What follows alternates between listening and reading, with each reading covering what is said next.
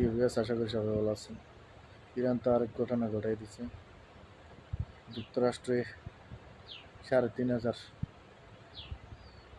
স্থল অভিযানের জন্য সেনা পাঠাইছেন মধ্যপ্রাচ্যে। ইরান ৮ লাখ সেনা নামাইছেন ওদেরকে প্রতিহত করার জন্য। এরা তো ইরানে ঢুকতে পারবে না, কারণ ইরানের পাহাড় পর্বতমালা যেগুলো আছে এগুলোতে কখনো সুবিধা করতে পারবে না যুক্তরাষ্ট্রের সেনারা, কারণ একটা সেনাও যুক্তরাষ্ট্র ফিরিয়ে আনতে পারবে না, জীবিত ফিরিয়ে আনতে পারবে না। কারণ এরা ৮ লাখ সেনার সাথে যদি ৩,৫০০ ৪,০০০ যদি সেনা যুদ্ধ করে, তাহলে এগুলো তো পিঁপড়ার সাথে হাতে যুদ্ধ করার সমান হয়ে যাবে।